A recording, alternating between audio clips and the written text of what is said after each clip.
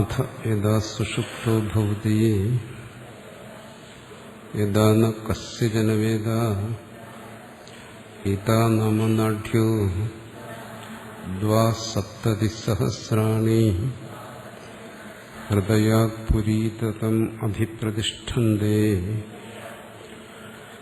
താഭി പ്രത്യവസൃപ്യ പുരീതതിശ്യേതേ സ യഥാ കുമാരോ വാ മഹാരാജോ വാ മഹാബ്രാഹ്മണോ വാ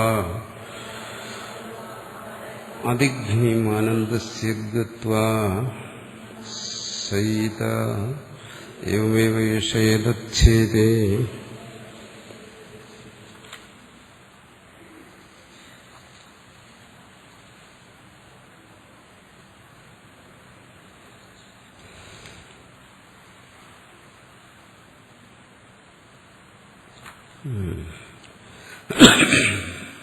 വ്യാവൃത്ത അനനുഗത പ്രത്യങ്മാത്രസമാപ്തിതഃ ഭൂമിനേവതു പരാനിഷ്ഠ ആനന്ദസ്യേവി ശ്രുതേർവചഃ. യോ വൈ ഭൂമാത്മസുഖം ഛാന്തോക്യത്തിൽ ചർച്ച ചെയ്തതാണ്. ഇവിടെ സുഖം എന്ന് പറയുമ്പോൾ ഭ്രാന്തി ഉണ്ടാകരുത്. ഇവിടെ 3 ഉദാഹരണങ്ങൾ തന്നു. ബാലൻ, ശിശു, ബാലനല്ല ശിശു, ചക്രവർത്തി, ജ്ഞാനി. അവിടെ ഒരു സുഖത്തിന്റെ ഒരു താരതമ്യം പോലെ തോന്നും. സാധിച്ച സുഖം, ദ്വന്ദ്വാത്മകമായ സുഖം, അല്ലെങ്കിൽ അനുഭവിക്കുന്ന സുഖം. ഈ അനുഭവിക്കുന്ന സുഖത്തിന്റെ ഏറ്റക്കുറച്ചിലല്ല, അല്ലെങ്കിൽ അനുഭവിക്കുന്ന സുഖത്തിന്റെ പരമാവധിയല്ല.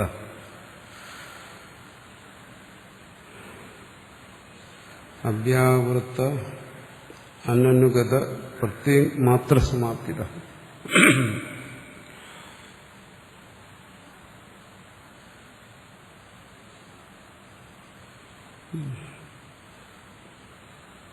ഈ സ്വരൂപമാണ് എന്നർത്ഥം. ഒരിടത്തുനിന്ന് വേറെ സ്ഥലത്തേക്ക്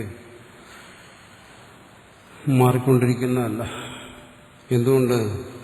പ്രത്യങ്മാത്ര സമാപ്തിത. അത് ആ സുഖം എന്ന് പറയുന്നത് പ്രത്യക് മാത്രമാണ്. പ്രത്യക് ആന്തരികമായ തന്റെ സ്വരൂപം.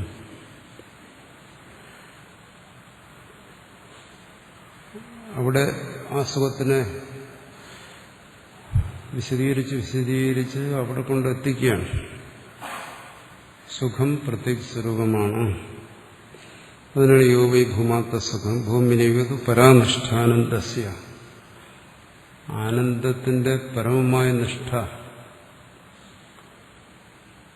ആനന്ദത്തിന്റെ ചരമസ്ഥാനം, അത് പ്രത്യേക ഭൂമ എന്നിവിടെ പറഞ്ഞു. വലുത് എന്നുള്ള അർത്ഥത്തിൽ. പക്ഷെ അതിന് മോഹം വരാൻ പാടില്ല. വലുതായ ആനന്ദത്തെ അനുഭവിക്കുന്നു എന്ന് ധരിക്കാൻ പാടില്ല. ഇത് ശ്രുതിർവച, ഇതാണ് ശ്രുതി പറയുന്നത്. ആനന്ദം സ്വസ്വരൂപം തന്നെ. നമ്മൾ സാധാരണ ധരിക്കുന്നത് പോലെ അനുഭവ വിഷയമായിരിക്കുന്ന ആനന്ദമല്ല. ആ കാര്യത്തെ ഇവിടെ വീണ്ടും ഉറപ്പിക്കുകയാണ്. ഒന്നുകൂടി വ്യക്തമാകും. ആനന്ദ സ്വയമേവ ആത്മാ ഭേദസംസർഗവർജിത ദുഃഖഹേതു വിനിർമുക്തൗ അതിഘ്നീ ഏത്യതസ്വത. ആനന്ദത്തെക്കുറിച്ച് എന്തെങ്കിലും ഒരു സംശയം നമ്മുടെ മനസ്സിൽ വരുന്നു, അതിന് നിവർത്തിപ്പിക്കാൻ വേണ്ടിയിട്ടാണ് പറയുന്നത് ആനന്ദ സ്വയമേവ ആത്മാ. ആനന്ദം എന്ന് പറയുന്നത് സ്വരൂപം തന്നെയാണ്. എന്നുവെച്ചാൽ അനുഭവ വിഷയമായിരിക്കുന്ന ഒന്നിനല്ല പറയുന്നു. ആർജിതമായി ആകുന്ന ആനന്ദമല്ല, മനസ്സിലൂടെയോ ഇന്ദ്രിയങ്ങളുടെ സഹായത്തോടോ ഒന്നും നേടാവുന്നുള്ള ഒന്നല്ല. ഇവിടെ പറയുന്ന ആത്മയെന്നുള്ള സ്വരൂപമാണ്. ഒരിക്കലും സ്വസ്വരൂപത്തെ വിഷയമാക്കാൻ പറ്റത്തില്ല. ആനന്ദത്തെ വിഷയരൂപത്തിൽ ആനന്ദിക്കുന്ന അനുഭവമായി തെറ്റിദ്ധരിക്കരുത്. അല്ലെങ്കിൽ വിഷയരൂപത്തിൽ അനുഭവിക്കുന്ന ആനന്ദത്തിന്റെ ഒരു പരമകഷ്ടം പരമാവധി അനുഭവിക്കാവുന്നതാണ്. അങ്ങനെയൊക്കെ ചിലർ പറയും. എന്താണ്? ആനന്ദത്തിൽ ബോധം നശിച്ചു, അത്രയും വലിയ ആനന്ദമാണ്. ആനന്ദം സഹിക്കാൻ വയ്യാതെ തലയൊക്കെ പൊട്ടിപ്പോവും, ഞരമ്പുകൾ പൊട്ടിപ്പോവും.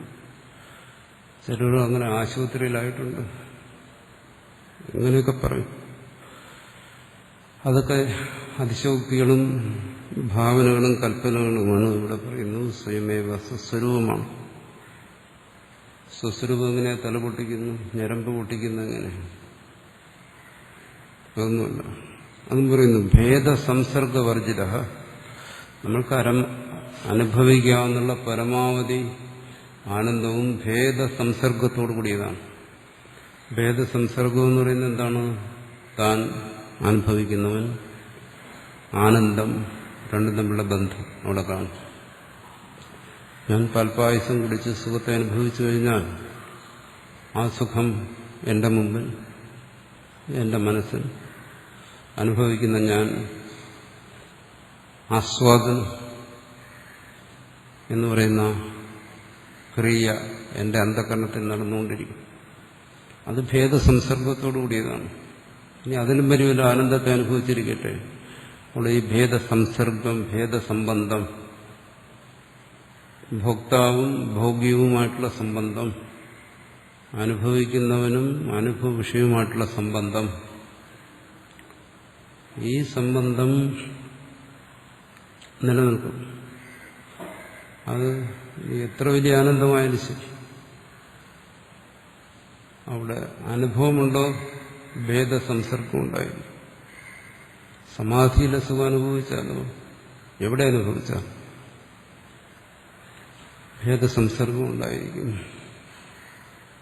അല്ലാതെ അനുഭവിക്കുന്നവനില്ലാതെ അനുഭവം സാധ്യമല്ല. അതിനാണ് ആ വ്യത്യാസത്തെ എടുത്തു കാണിക്കുന്നതിന് വേണ്ടിയിട്ടാണ് ഇവിടെ സുഷുപ്തിയെ പ്രത്യേകം കാണിക്കുന്നത്. എന്തുകൊണ്ടവിടെ ഗാഠനിദ്രയിൽ അനുഭവിക്കുന്നവനില്ല. അതുകൊണ്ട് അനുഭവം എന്ന് പറയുന്ന ഒരു പ്രക്രിയ അവിടെ നടക്കുന്നില്ല. അനുഭവ വേദ്യമായ സുഖമോ ദുഃഖമോ ഭാവമോ അഭാവമോ യാതൊന്നും അവിടെ ഇല്ലാതെ നേരത്തെ ചർച്ച ചെയ്തു. ഇവിടെ അനുഭവം എന്ന് പറഞ്ഞു, അവിടെ ഭേദസംസർഗം ഉണ്ടായിരിക്കും. ശരി, അത് നമുക്ക് സമ്മതിക്കാം. പക്ഷെ ആനന്ദത്തിന്റെ കാര്യം എങ്ങനെയാണോ? ആനന്ദം അനുഭവിക്കണ്ടേ? ഇല്ലെങ്കിൽ പിന്നെ എന്താ ആധ്യാത്മികത? ദുഃഖത്തെ ഒഴിവാക്കി, കാരണം പറയാറുണ്ടല്ലോ, ദുഃഖത്തെ ഒഴിവാക്കി സുഖത്തെ നേടാനാണ്, നിത്യസുഖത്തെ നേടാനാണ്. അപ്പൊ നിത്യസുഖത്തെ എപ്പോഴും അനുഭവിച്ചുകൊണ്ടിരിക്കണം എന്നെല്ലാം പറയുന്നു. പക്ഷെ ആ നിത്യസുഖം ദ്വന്ദ്വാത്മകമായ ഇന്ന് അനുഭവിക്കുന്ന സുഖത്തിന്റെ ഒരു അതിശയസ്ഥാനമാണ് എന്ന് തെറ്റിദ്ധരിച്ചിട്ടാണ് അത് പ്രതീക്ഷിക്കുന്നത്. അങ്ങനെയല്ല. നിത്യസുഖം ഭേദസംസർഗവർജിതമാണ്. അത് അനുഭവിക്കുന്നവനില്ല. ദ്വന്ദ്വാത്മകമായ സുഖാനുഭവം പോലെ അങ്ങനെ ഒരു ആനന്ദത്തെ അനുഭവിക്കാൻ സാധ്യമല്ല. പിന്നെ ഈ ആനന്ദം, ഇതിനെന്താ വിശേഷത? ഇങ്ങനെ ഒരു ആനന്ദത്തെ കുറിച്ച് വർണ്ണിക്കുന്നതുകൊണ്ട്, സ്വരൂപാനന്ദത്തെ കുറിച്ച് വർണ്ണിക്കുന്നതുകൊണ്ട് എന്താണ്?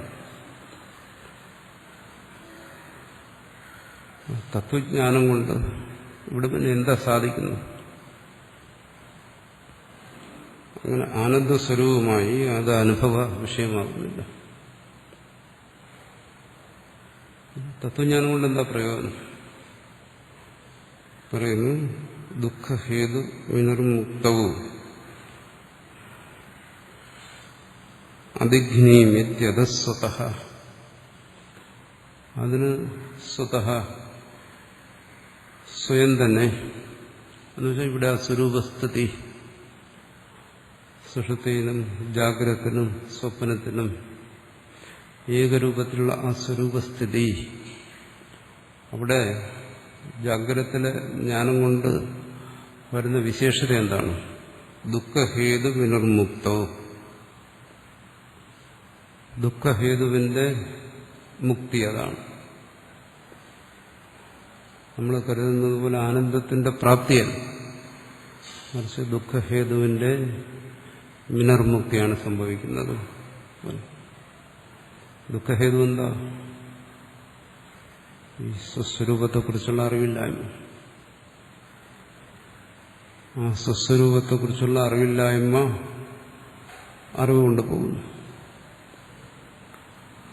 അപ്പോൾ ദുഃഖത്തിന്റെ ഹേതുവിന്റെ വിനിർമുക്തി അത്രയേ ഉള്ളൂ. അതിനുള്ള പറഞ്ഞ അതിഘ്നി, ഭാഷകാരൻ അതിനെ വ്യാഖ്യാനിച്ചത്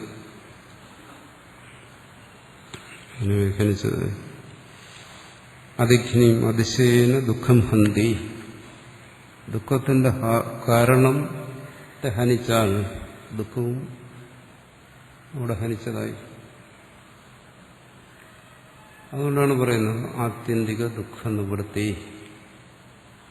അത് തന്നിൽ സംഭവിക്കുന്നു, ശ്രോതാവിൽ സംഭവിക്കുന്ന ആത്യന്തിക ദുഃഖ നിവൃത്തി. പക്ഷെ അവിടെ ഒന്നുകൂടെ ചേർത്ത് പറയും, എന്താണ് ആത്യന്തിക ദുഃഖ നിവൃത്തിയും ആനന്ദപ്രാപ്തി എന്നൂടെ പറയും.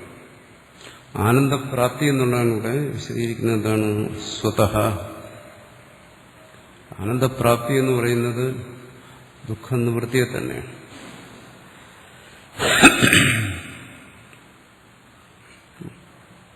ഏതുപോലെ ഇപ്പം മേശപ്പുറത്ത് പുസ്തകം പല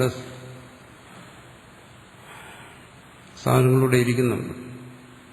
അപ്പോൾ ഈ മേശയുടെ പ്രതലം, ഇതിന് നമുക്കറിയാം ഇതിന്റെ സ്വരൂപമാണ്.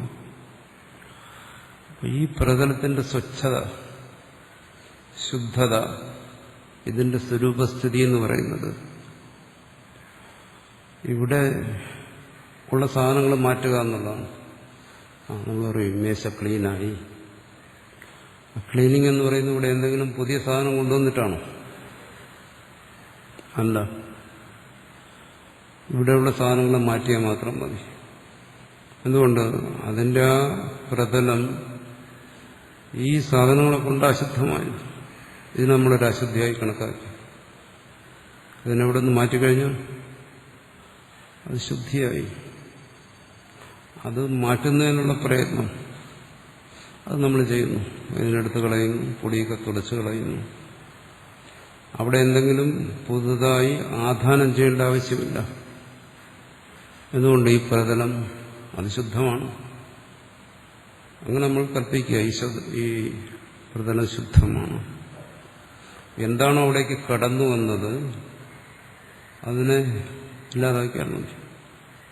ഇവിടെ തന്നെ ബാധിച്ചിരിക്കുന്ന എന്താണ്? സുഖദുഃഖങ്ങൾ രണ്ടും ഒരുപോലെ ബാധിച്ചിരിക്കുന്നു. അപ്പൊ ഇതിൽ നിന്നുള്ള സ്വാതന്ത്ര്യം, മുക്തി അതിനാഗ്രഹിക്കുന്നു. പക്ഷെ അതിനുവേണ്ടി എന്ത് ചെയ്യണം?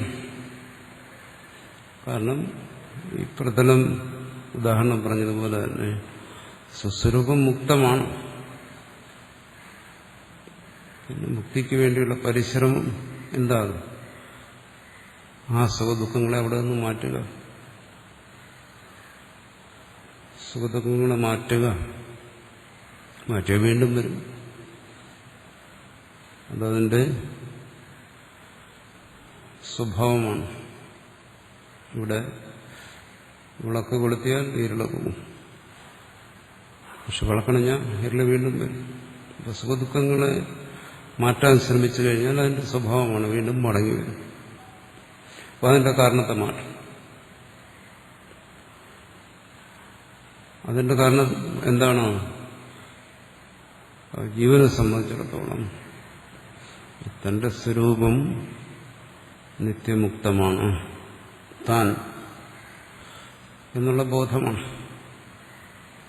നിത്യമുക്തമായിരിക്കുന്ന തന്റെ സ്വരൂപത്തിൽ സുഖ ദുഃഖങ്ങൾക്ക് സ്ഥാനമില്ല. ആ ബോധമാണ് താൻ അജ്ഞനാണ്, അന്ധനാണ്, സുഖിയും ദുഃഖിയുമാണ് എന്ന് കാരണരൂപത്തിൽ, പിന്നെ സൂക്ഷ്മരൂപത്തിൽ, പിന്നെ സ്ഥൂലമായ ശരീരരൂപത്തിൽ, അഹന്ത മമത രൂപത്തിൽ ഇങ്ങനെ വിസ്തൃതമായിരിക്കുന്ന ഈ അനുഭവങ്ങൾ, ഈ അനുഭവങ്ങൾ ഓരോന്നോരോന്നായിട്ട് എനിക്കിത് അവസാനിപ്പിക്കാൻ പറ്റത്തില്ല. അതുകൊണ്ടാണ് വൃത്തി നിരോധം പോലെയുള്ള സാധനങ്ങളൊന്നും ഇതിനെ നിരോധിച്ചാൽ എത്ര കാലം നിരോധിക്കും? അനാദിരനന്തോയം വ്യവഹാര. ഈ മാനസിക കായ വ്യാപാരങ്ങൾ അനാദി അനന്തമായി തുടർന്നുകൊണ്ടിരിക്കുകയാണ്. ഇവിടെ ഒരു ശുദ്ധീകരണത്തിന് പോയി കഴിഞ്ഞാൽ ഇതിനെ ഓരോന്നിനും മാറ്റുക,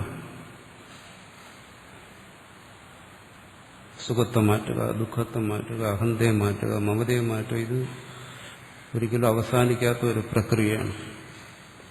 അതുകൊണ്ട് ഇതിനെ സംബന്ധിച്ചുള്ള തന്റെ ആ തെറ്റിദ്ധാരണയെ മാറ്റുക. തന്നെ ഇതെല്ലാം ബാധിച്ചിരിക്കുന്നു, താൻ ഇതിനെല്ലാം അധീനനാണ് എന്നുള്ള ധാരണയെ മാറ്റി ഇയാൾ പിന്നെ അവശേഷിക്കുന്നതാണ് ആ ശാന്തി, ആനന്ദം എന്ന് പറയുന്നത്. അതുകൊണ്ട് അതെന്താണ്? അത് സ്വതയുള്ളതാണ്, ആർജിക്കുന്നതല്ല, തത്വജ്ഞാനം കൊണ്ട് കൊണ്ടുവരുന്നതല്ല, ഇതിലൊരു അഭ്യാസത്തിലൂടെ കൊണ്ടുവരുന്നതല്ല. കാരണം അങ്ങനെ ഏതെങ്കിലും തരത്തിൽ കൊണ്ടുവന്നാൽ അത് നഷ്ടപ്പെടും. ആർജിക്കുന്ന സുഖം പോലും സമാധി സുഖമായി കൊള്ളട്ടെ, വളരെ പണിപ്പെട്ട് ആർജിക്കാം.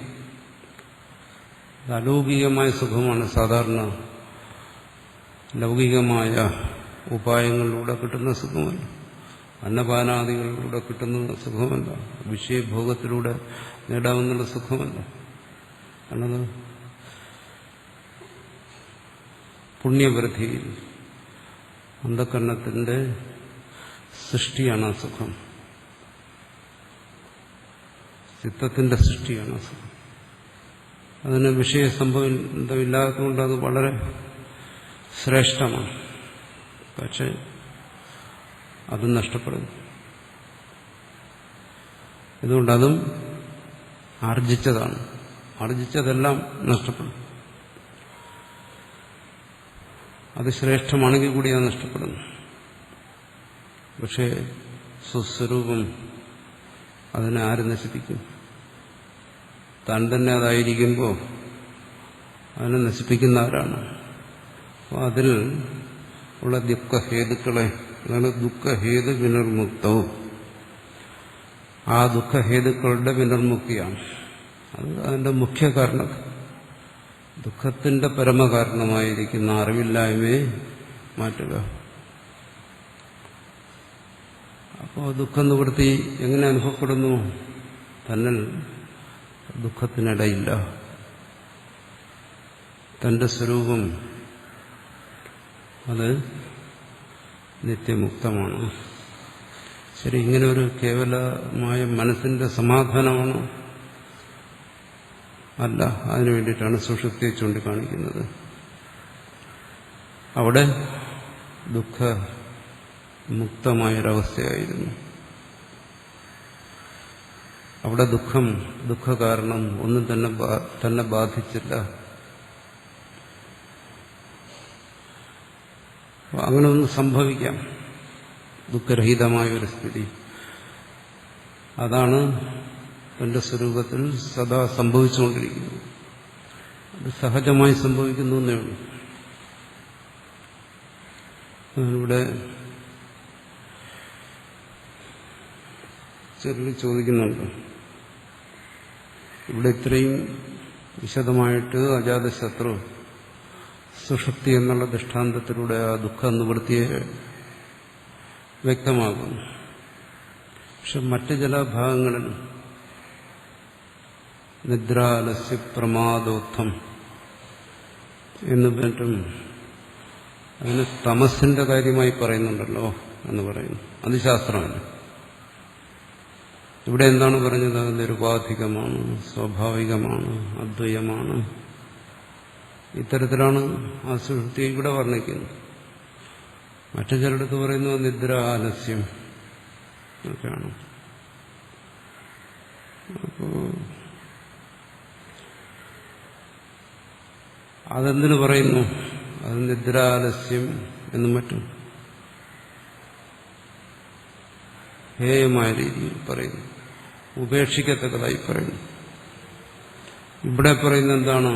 അത് നിരുപാധികമാണ്, സ്വാഭാവികമാണ്, അദ്വയമാണ്, ഭൂമ ആനന്ദസ്വരൂപമാണ്. അതെന്തിനു പറയുന്നു? ഗ്രാഹ്യമായി പറയുന്നു. ഒരേ സുഷുപ്തി തന്നെ ഗ്രാഹ്യവും ത്യാജ്യവുമാകുന്ന എങ്ങനെ? സംശയമില്ല. ഒന്നിനെ തന്നെ സ്വീകരിക്കണമെന്നും ത്യജിക്കണമെന്നും എന്തുകൊണ്ട് പറയുന്നു? ഇത് ഗ്രാഹ്യമാണെന്ന് വന്നു കഴിഞ്ഞാൽ സുഷുപ്തി നമ്മൾ ധരിക്കും എന്താണോ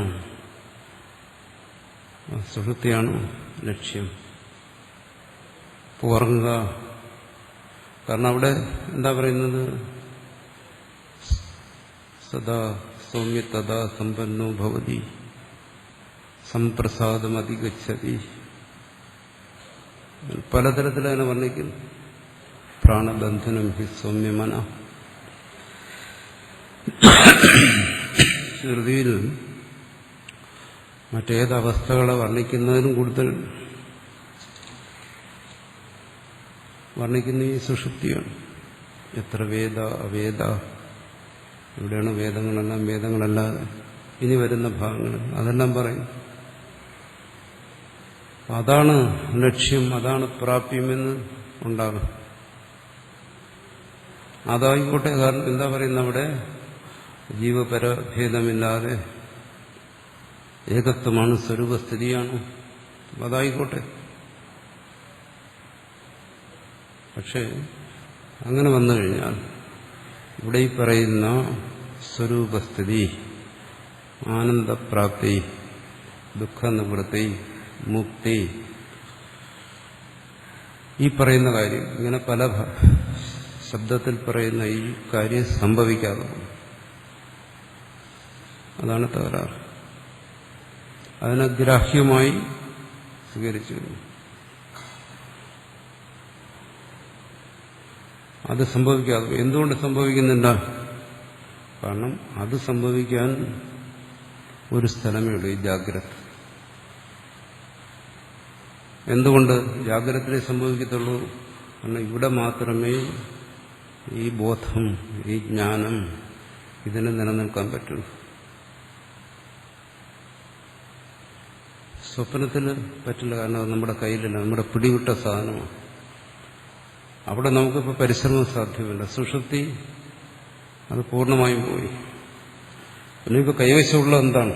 ഈ ജാഗ്രത. ഇവിടെ ഉണ്ടാകുന്ന ആ സ്വരൂപ അവബോധം, അതിന് മാത്രമേ ഈ ദുഃഖം നിവൃത്തി നൽകാൻ കഴിയൂ. എന്നുവെച്ചാൽ ജാഗ്രതത്തിലെ ജാഗ്രത. ഇപ്പൊ ജാഗ്രതത്തിലേക്ക് വരണമെങ്കിൽ ജാഗ്രതത്തിൽ വരണം. ഉറങ്ങിയ ആ കാര്യം നടക്കും?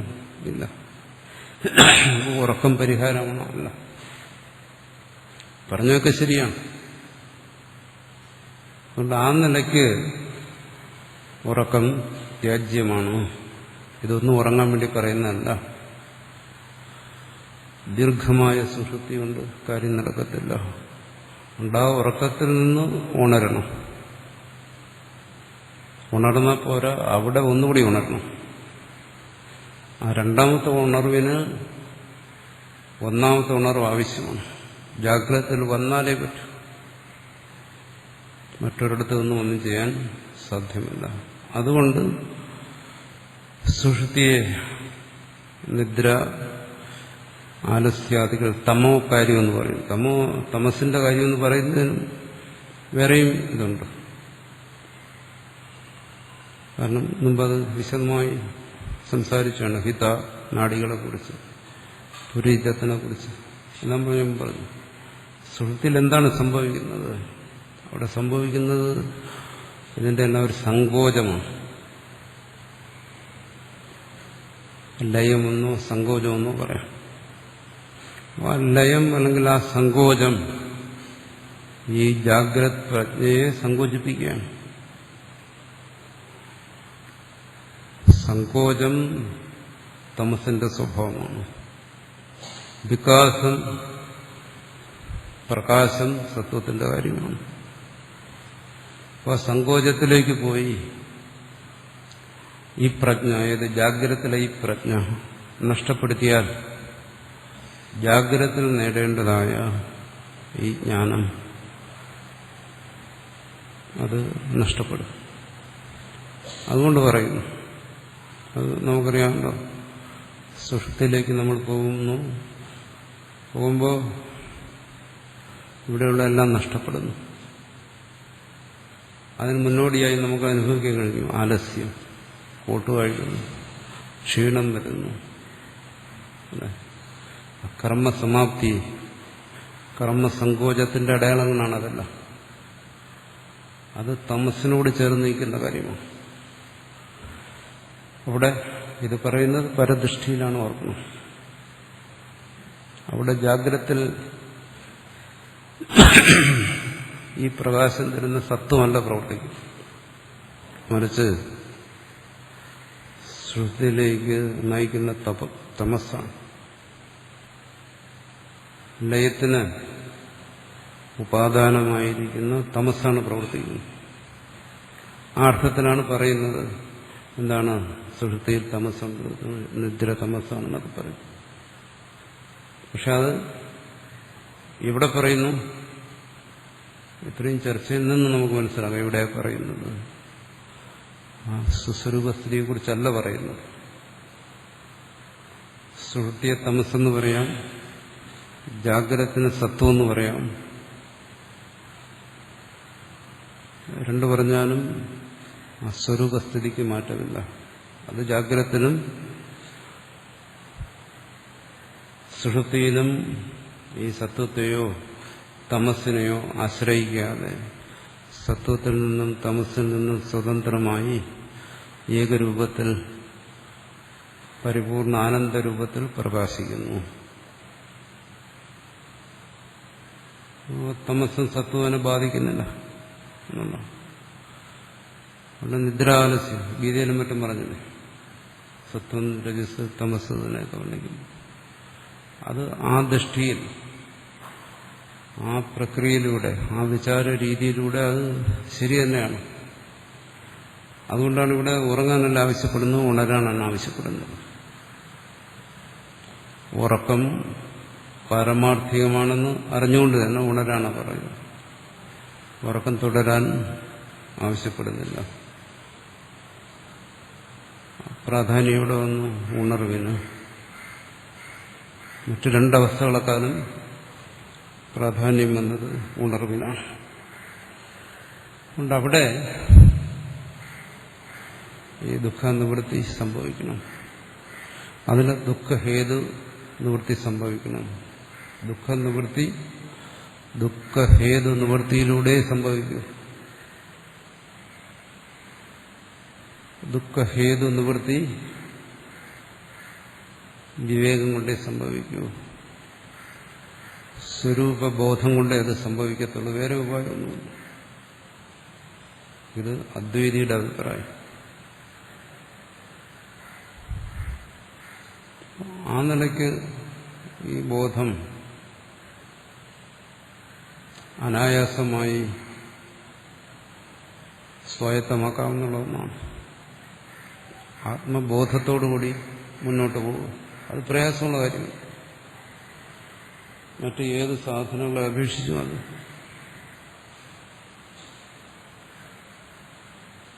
അനായാസമാണ്. എന്തുകൊണ്ട് അനായാസമായിരിക്കും? കാരണം അത് ശ്രവണത്തിലൂടെ സംഭവിക്കുന്നു. അതുകൊണ്ടാണ് അത് അനായാസം എന്ന് പറയുന്നത്. അതാണ് അദ്വൈതി ആത്മബോധം അനായാസം എന്ന് പറയാൻ കാരണം അതാണ്. ശ്രവണത്തിൽ സംഭവിക്കുന്നു. ഭൗതികമായ ലൗകികമായ ഒരു വിഷയങ്ങളും കൊണ്ട് സാധിക്കാത്ത കാര്യമാണ് ശ്രവണത്തിൽ സംഭവിക്കുക. തത്വശ്രവണത്തിൽ അത് സംഭവിക്കുന്നു എന്നാണ്. ഹിമാലയം ശ്രവിച്ചു, എന്തെങ്കിലും സംഭവിച്ചോ? ഒന്നും സംഭവിച്ചില്ല. ഒരാശയം മനസ്സിൽ വന്നു. ഹിമാലയം അതൊരു വലിയ പർവ്വതമാണ്, മനോഹരമാണ്. കുറച്ച് കൂടുതൽ ശ്രമിച്ചാൽ പല ആശയങ്ങളും നമ്മുടെ മനസ്സിലേക്ക് കടന്നു വരും. ഹിമാലയത്തെക്കുറിച്ചുള്ള ശ്രവണം ആശയസംഗ്രഹത്തിന് നമ്മളെ സഹായിക്കും.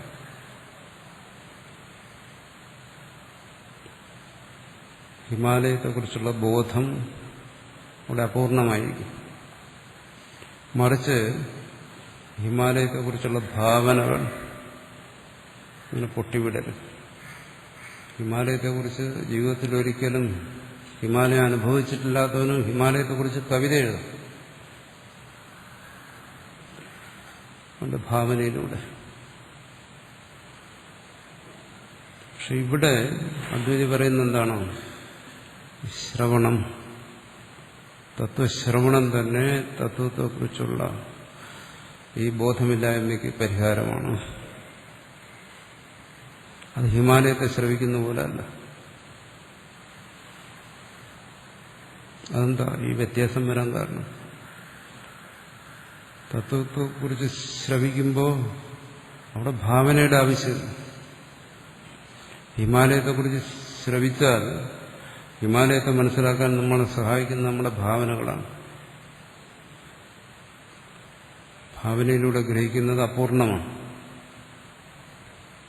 അതിന്റെ പൂർണ്ണത എപ്പോൾ സംഭവിക്കണം? ഹിമാലയത്തെ നേരിട്ടൊന്ന് കാണണം. നേരിട്ട് കാണുന്നതിന് പിന്നെ ഭാവനയുടെ ആവശ്യമില്ല. ഹിമാലയത്തിന്റെ സാക്ഷാത്കാരത്തിന് ഭാവനയുടെ ആവശ്യമില്ല, കൽപ്പനകളുടെ ആവശ്യമില്ല, അങ്ങനെ ഇങ്ങനെ ഒരു ഊഹത്തിന്റെ ആവശ്യമില്ല. ഇവിടെ തത്വശ്രവണത്തിൽ ഭാവന കടന്നു വരേണ്ട ആവശ്യമേ ഇല്ല. ഹിമാലയത്തെക്കുറിച്ച് ശ്രവിച്ചപ്പോൾ ഭാവന കടന്നു വന്നു. അവിടെ ബോധം അപൂർണമായി. തത്വശ്രവണത്തിൽ അതിന്റെ ആവശ്യമില്ല. എന്തുകൊണ്ടില്ല? കാരണം ഇവിടെ തത്വം സ്വസ്വരൂപമാണ്. മുമ്പ് ചർച്ച ചെയ്തിട്ടുള്ളതാണ്. അത് അകലെയാണ്. കേട്ടിട്ടും മനസ്സിലായി. ഇതങ്ങനെയുള്ള സ്വരൂപമാണ്. കേട്ടാൽ ബോധിച്ച് ഒഴിയാൻ പറ്റത്തില്ല. ശ്രവിച്ചോ ബോധമുണ്ടായാലേ പറ്റൂ. അതുകൊണ്ട് ശ്രവണം ബോധത്തെ നേരിട്ട് തന്നെ കൊടുക്കുന്നു. അതുകൊണ്ടാണ് അദ്വൈതി പറയുന്നത് ഈ അദ്വൈതത്തിന്റെ ഈ രീതി ഇതനായാസമാണ്. രണ്ടാമതായി അവിടെ അനുഷ്ഠിക്കാനൊന്നും അവശേഷിക്കുന്നില്ല. പിന്നെ അവിടെ വരുന്ന ദോഷങ്ങൾ, ശ്രവിക്കുന്നവന്റെ പോരായ്മകളുണ്ട്, അജ്ഞാന സംശയവിര്യങ്ങൾ വരാം, അതംഗീകരിക്കുന്നുണ്ട്. അതിനാവർത്തിക്കുക, അത് പരിഹരിക്കത്തക്ക രീതിയിൽ. ബോധം ഇല്ലാതെ അല്ല, ഉണ്ടായ ബോധത്തിലാണ് ഇത്തരം വികല്പങ്ങൾ സംഭവിക്കുന്നത്. ഇതെല്ലാം സംഭവിക്കുന്നത് അവിടെ ഈ ജാഗ്രതത്തിൽ. അതുകൊണ്ട് സുഷുപ്തിയല്ല ഇവിടെ ഉപായമായി നിർദ്ദേശിക്കുന്നത്. സുഷുപ്തിയിൽ ജ്ഞാനം സംഭവിക്കാത്തതുകൊണ്ട്, ജാഗ്രതത്തിൽ ജ്ഞാനം സംഭവിക്കുന്നതുകൊണ്ട് അത് ആ ജ്ഞാനത്തിൽ സ്വസ്വരൂപത്തെക്കുറിച്ചുള്ള അറിവില്ലായ്മ നീങ്ങിയാൽ പിന്നെ ശേഷിക്കുന്നത് എന്താണ്? കേവലം സ്വസ്വരൂപം മാത്രം. ആ സ്വസ്വരൂപത്തെ ഇവിടെ, ആ സ്വസ്വരൂപത്തെക്കുറിച്ചുള്ള ബോധം, അവിടെ ആ ബോധം സ്വസ്വരൂപത്തെ എങ്ങനെ വെളിപ്പെടുത്തുന്നത്? ദുഃഖരഹിതമായ ഒന്ന്. ആ ദുഃഖരഹിതമായ ഒന്നിന് പറയുന്ന മറ്റൊരു പേരാണ് ആനന്ദം, ദുഃഖരാഹിത്യം. നമ്മളീ അനുഭവിക്കുന്ന ആനന്ദം, നമ്മളീ അനുഭവിക്കുന്ന ദുഃഖം, ദുഃഖത്തിന് വിപരീതമായിരിക്കുന്ന ഈ ആനന്ദം, ഈ ആനന്ദത്തെ പോലെ അനുഭവിക്കേണ്ട ഒരു ആനന്ദം എന്തുകൊണ്ടതാകുന്നില്ല? കാരണം ഈ ദ്വന്ദ്വാത്മകമായി നമുക്ക് അനുഭവപ്പെടുന്ന സുഖദുഃഖങ്ങൾ സമമായി അനുഭവപ്പെടുന്ന ഈ ആനന്ദത്തെ നമ്മൾ പരവുമായി ധരിച്ചിരിക്കുന്നു. ഇതാണ് ആനന്ദത്തിന്റെ സ്വരൂപമെന്ന് തെറ്റിദ്ധരിച്ചിരിക്കുന്നു. പക്ഷെ ഈ സുഖദുഃഖങ്ങൾ വിവേകം കൊണ്ട് തന്നിൽ തന്നെ തിരസ്കരിച്ച ശേഷിക്കുന്ന ഈ സ്വരൂപം, അത് ദുഃഖരഹിതം എന്ന് മാത്രമേ അതിനെ വിശേഷിപ്പിക്കാൻ പറ്റൂ. ലൗകികമായ അനുഭവം കൊണ്ട് ദുഃഖമില്ലാത്തിടം സുഖമാണ്, സുഖമില്ലാത്തിടം ദുഃഖമാണ്. അതിനോട് താരതമ്യപ്പെടുത്തി ഇതിനെയും പറയുന്നു. എന്താണ്? ഇത് ആനന്ദമാണ്. ആനന്ദസ്വരൂപം എന്ന ആനന്ദത്തെ വിശേഷിപ്പിക്കുമ്പോൾ അതിന് നമ്മൾ അനുഭവിച്ചുകൊണ്ടിരിക്കുന്ന ആനന്ദവുമായി ബന്ധമില്ല. ഇതിനുമായി ഏറ്റക്കുറച്ചെല്ലാം നിരതിശയമാണ്. അതുകൊണ്ടാണ് ദുഃഖഹേതു എന്ന് പറയുന്നതിന്റെ പ്രാധാന്യം അതാണ്. അത് ഒരു ഉദാഹരണമായിട്ട് പറഞ്ഞാണ് ബാലന്റെ ഉദാഹരണം. ഏതെങ്കിലും ഇതൊന്നും മനസ്സിലാക്കണമല്ലോ, ഏതെങ്കിലും ഒരു തരത്തിൽ.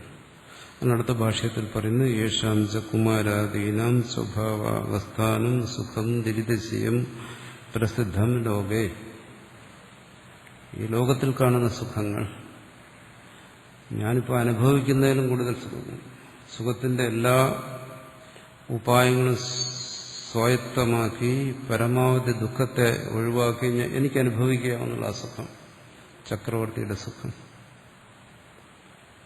അല്ലെങ്കിൽ ഇതൊന്നും ഈ പരിശ്രമങ്ങളൊന്നും കൂടാതെ സഹജമായി ശിശു അനുഭവിക്കുന്ന സുഖം, അതിന്റെ ദീർഘനിദ്രയിൽ അതനുഭവിക്കുന്ന സുഖം, നിരതിശയും പ്രസിദ്ധിയല്ലോ. അത് നിരതിശയ സുഖമാണെന്ന് ലോകം അറിയുന്നു. വാസ്തവത്തിൽ അത് നിരതിശയ സുഖമല്ല. അതിന്റെ ഹേതു കഴിഞ്ഞ ദിവസം പറഞ്ഞു. എന്താണ്? ഉത്തരോത്തര വൃദ്ധ്യാതു ദുഃഖഹേതുക്ഷയാ എന്നെല്ലാം പറഞ്ഞു. കഴിഞ്ഞ ദിവസം അത് വിശദീകരിച്ചാണ്. വിക്രിയമാണ് അനാഭി തേഷാം ദുഃഖം ന സ്വഭാവ.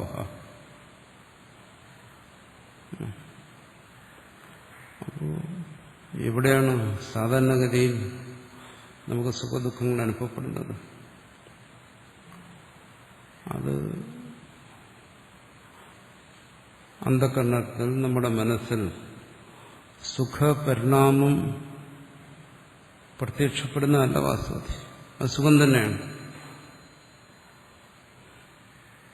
പക്ഷെ ചിലപ്പോൾ നമ്മുടെ സുഖവും അസ്വസ്ഥമാകും. അങ്ങനെ സുഖം മടുത്തു അങ്ങനെ അനുഭവപ്പെടാറില്ല. നമ്മൾ ദീർഘസമയം സുഖത്തിലിരിക്കാൻ ശ്രമിക്കുക, ഇരിക്കാൻ കഴിയില്ല. വിരസത, മടുപ്പ് അനുഭവപ്പെടും. പാൽപ്പായസം കുടിച്ചുകൊണ്ടേയിരിക്കുക. ശാരീരികമായും മാനസികമായും അല്ലാതൊരു മടുപ്പുളവാകും. ലൗകികമായ എല്ലാ സുഖങ്ങൾക്കുള്ളൊരു പോരായ്മ ഇതാണ്. അതാണ് നമ്മൾ സുഖത്തിന് വിഷയങ്ങളിൽ നിന്നും വിഷയങ്ങളിലേക്ക് മാറി മാറിപ്പോകുന്നു. ഓരോ ചാനലും മാറ്റി മാറ്റി നോക്കുന്നു. ഏത് എവിടെയാണ് നല്ല സുഖം കിട്ടുന്നത് നോക്കാൻ കഴിയും. അപ്പോൾ വിഷയത്തെ ആശ്രയിച്ച് വരുന്ന സുഖം, അത് നമുക്ക് സുഖത്തെ സ്ഥായിയായി തരുന്നില്ല. മറിച്ച് ലൗകികമായി തന്നെ ആ സുഖദുഃഖങ്ങളുടെ ഇല്ലായ്മയാണ്.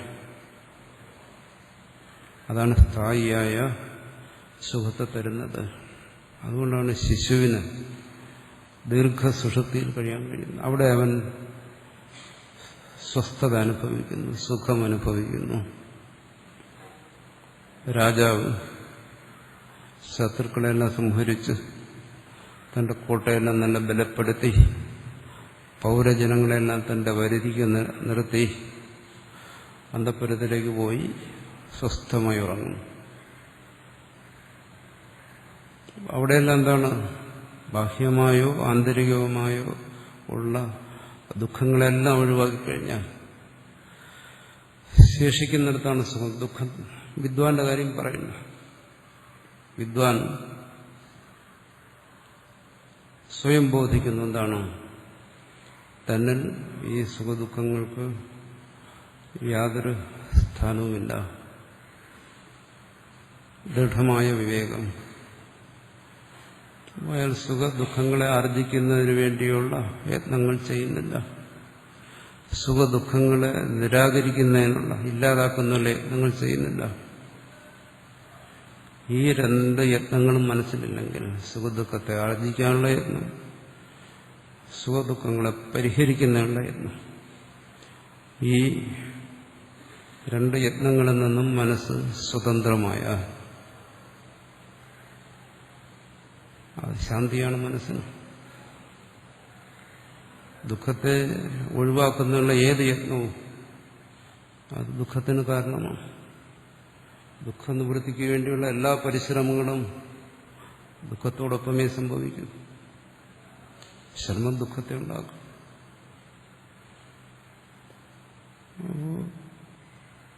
തത്വജ്ഞനെ സംബന്ധിച്ചിടത്തോളം ഈ രണ്ട് ശ്രമങ്ങളിൽ നിന്നും അയാൾ മുക്തനായിരിക്കുന്നു. ആ ശ്രമമുക്തി, അതാണ് അവിടെ ആനന്ദം. വലിയൊരു ഭാരം തലയിലെടുത്ത് ദീർഘദൂരം സഞ്ചരിക്കേണ്ടി വരും. അയാൾക്കറിയാം ഇത് ഇത്ര കിലോമീറ്റർ ദൂരെ എത്തിക്കും. അയാൾക്ക് സഹിക്കാവുന്നുള്ള പരമാവധി ഭാരമുണ്ട്. ആ ലക്ഷ്യത്തിലേക്ക് അടുക്കുന്തോറും അയാൾ ക്ഷീണിക്കും. ദുഃഖം അയാൾ കടന്നു വരും. അയാളുടെ ദുഃഖം നിവൃത്തി ആഗ്രഹിക്കും. ഈ ഭാരം എപ്പോഴാണ് തലയിൽ നിന്നും ഒഴിയുന്നത്? ഒരു ചുമട് താങ്ങി കാണുന്നു. ഭാരത്തെ അതിലേക്ക് ഇറക്കി വയ്ക്കുന്നു. അതാണ് അയാളുടെ ദുഃഖം നിവൃത്തി.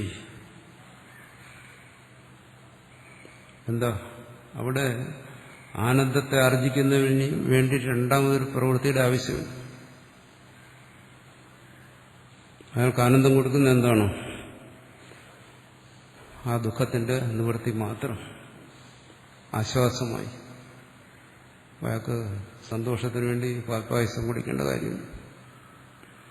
ഏതൊരു ദുഃഖമാണോ താൻ അതുവരെ ചുമന്നിരുന്നത് ആ ദുഃഖം പോയി തന്നെ.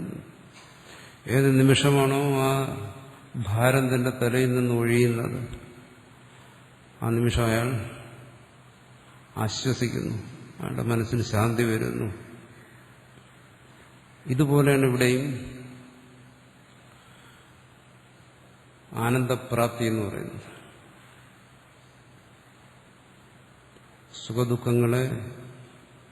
സുഖത്തെ ആർജിക്കുന്നതിനുള്ള ശ്രമം, ദുഃഖത്തെ ഒഴിവാക്കുന്നതിനുള്ള ശ്രമം, ഈ ശ്രമങ്ങളിൽ നിന്നുള്ള മുക്തി, മനസ്സിന്റെ വിടുതൽ, അത് എങ്ങനെ സംഭവിക്കും? മനസ്സിനെങ്ങനെ അതിൽ നിന്ന് മാറ്റിയെടുക്കാൻ പറ്റും? അവിടെ ഭാരത്തെ ഒഴിവാക്കി, മറ്റൊന്നും ചെയ്യേണ്ടി വന്നില്ല, സ്വസ്ഥനായി. ഇവിടെ ഈ സുഖദുഃഖങ്ങളുടെ തത്വം എന്താണ് എന്നുള്ള ബോധം, ആ ബോധം കൊണ്ട് ഈ സുഖദുഃഖങ്ങളാകുന്ന ഭാരത്തെ തന്നിൽ നിരാകരിക്കുന്നു. അതേ ഉള്ളൂ. പ്രായോഗികമായി സ്വ അനുഭവത്തിന്റെ അടിസ്ഥാനത്തിൽ അതേ ഉള്ളൂ, വേറെ ഉപായങ്ങളൊന്നുമില്ല.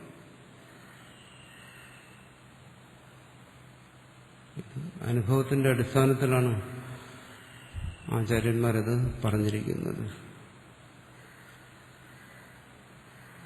തന്നിൽ സുഖദുഃഖങ്ങളുടെ സംബന്ധമില്ല. ഇവിടെ പറഞ്ഞതുപോലെ എന്താണ് അസംസർഗം, അതില്ല എന്ന് ബോധിക്കുന്നു. ശരി, ബോധിച്ചു. പക്ഷേ സുഖദുഃഖങ്ങൾ വീണ്ടും കടന്നു വരുന്നുണ്ടല്ലോ എന്നാണ്. അത് കടന്നു വന്നോട്ടെ, പക്ഷേ ആ ദൃഢബോധന, ആ ബോധം ദൃഢമാകുമ്പോൾ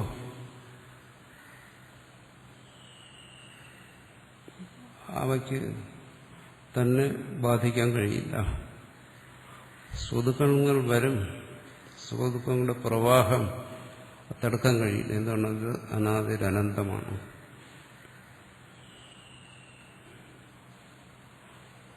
അത് ശരീരം നിലനിൽക്കുന്നിടത്തോളം കാലം അത് കടന്നു പോയിക്കൊണ്ടേയിരിക്കും. പക്ഷേ ആ ബോധത്തിന്റെ ദാർഢ്യത്തിൽ അത് കടന്നു വന്നാലും അതിന് തന്നെ ബാധിക്കാതിരിക്കും. അവിടെ സുഖത്തെ ആർജിക്കുന്നതിനുള്ള ഒരു ശ്രമം, ദുഃഖത്തെ ഒഴിവാക്കുന്നതിനുള്ള ഒരു ശ്രമം, ഇത് രണ്ടും ഒഴിവാക്കും. എന്തുകൊണ്ട്?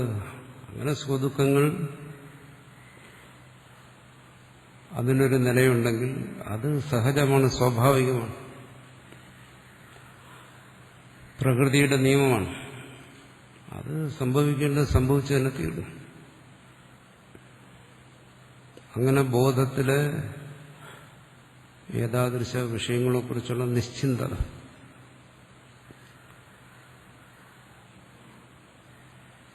അതാണ് ഇവിടെ ഉദ്ദേശിക്കുന്ന കാര്യം.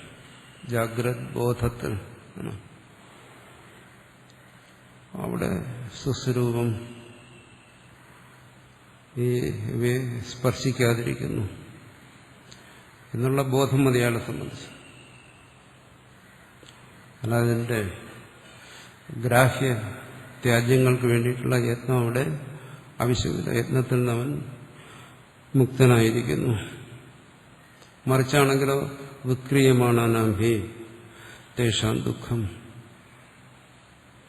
ഈ വികാരങ്ങൾ ഇങ്ങനെ സംഭവിച്ചുകൊണ്ടിരിക്കുമ്പോൾ ഈ വിവേകം കൂടാതെ ഈ സുഖദുഃഖങ്ങളെ സ്വീകരിക്കുകയും തിരസ്കരിക്കുകയും ചെയ്യുമ്പോൾ ഇത് രണ്ടും നിരന്തരം തന്റെ ഉള്ളിൽ നടന്നുകൊണ്ടിരിക്കുകയാണ്. സുഖം വരുന്നു, അതിനെ സ്വീകരിക്കുന്നു, ദുഃഖം വരുന്നു, അതിനെ തിരസ്കരിക്കുന്നു. ഇതിനോട് പറയുന്ന വിക്രിയ. എവിടുത്തെ വിക്രിയ? തന്റെ ഉള്ളിലെ വിക്രിയ. ഈ വിക്രിയയാണ് തേഷാം ദുഃഖം. അതുകൊണ്ടാണ് സുഷുപ്തി എടുത്ത് കാണിക്കുന്നത്. അത് ശിശുവിന്റെ സുഷുപ്തിയായാലും ശരി, രാജാവിന്റെ സുഷുപ്തിയായാലും ശരി, ഇനി വിദ്വാന്റെ സുഷുപ്തി എടുത്തുള്ളൂ ഒരു ദൃഷ്ടാന്തമായിട്ട്.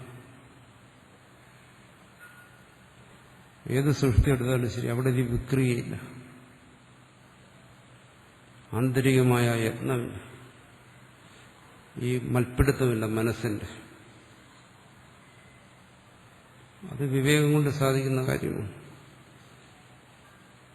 അതുകൊണ്ട് തന്നെ എന്താണ്, ഈ വിവേകമുള്ളവനെ സംബന്ധിച്ചിടത്തോളം സ്വഭാവം, അത് തന്റെ സ്വഭാവമല്ല. അതെന്താ, വിവേകമുള്ളവന് മനസ്സില്ലേ, മനസ്സിൽ ഇത്തരം സ്വഭാവങ്ങളില്ലേ? ശരിയാണത് മനസ്സിന്റെ സ്വഭാവമാണ്. അത് വിവേകത്തിൽ അവൻ ഗ്രഹിക്കുന്നു. തന്റെ സ്വഭാവം എന്താണ്? അത് തന്റെ സ്വരൂപം തന്നെയാണ്. അവിടെ ഇവയ്ക്കൊന്നും സ്ഥാനമില്ല. ഈ സുഖദുഃഖങ്ങൾക്ക് അവിടെ നിലയില്ല. കാരണം അത്രമാത്രം സ്വച്ഛമാണ് ആ സ്വരൂപം. ഈ മേശപ്പുറത്ത് ഇതില്ലാതിരിക്കുമ്പോൾ ഇത് സ്വച്ഛമാണ്. സ്വച്ഛത അവിടെ കൊണ്ടുവരേണ്ട കാര്യമില്ല. ഇവിടെ പരമാവധി വേണ്ടത് എന്താണോ, ആ സ്വച്ഛതയെക്കുറിച്ചുള്ള തിരിച്ചറിവ്. അത് ഏതുപോലെ പറയുന്നു, ആ സുഷുപ്തിയിലെ സ്വരൂപസ്ഥിതി പോലെ. ആ സുഷുപ്തിയിലെ സ്വരൂപസ്ഥിതിയിലൂടെ അത് മനസ്സിലാക്കുകയാണ്. ആ സ്വരൂപം തന്നെയാണ് ഇപ്പോൾ തന്നിൽ ഇപ്പോഴും നിൽക്കുന്നത്. ഈ ജാഗ്രതത്തിലും സുഷുപ്തിയിൽ ഉണർന്നിരുന്നവനാണ് ഇവിടെയും ഉണർന്നിരിക്കുന്നത്. അവിടെ ഉണർന്നിരുന്നു ഇതൊന്നും ബാധിക്കാതിരിക്കാമെങ്കിൽ ഇവിടെയും ഉണർന്നിരുന്ന് ഇത് ബാധിക്കാതിരിക്കാം. മനസ്സും കർണങ്ങളും അതതിന്റെ വഴിക്ക് പ്രവർത്തിക്കട്ടെ, അതതിന്റെ വഴിക്ക് പ്രവർത്തിച്ചു തന്നെ തീരും.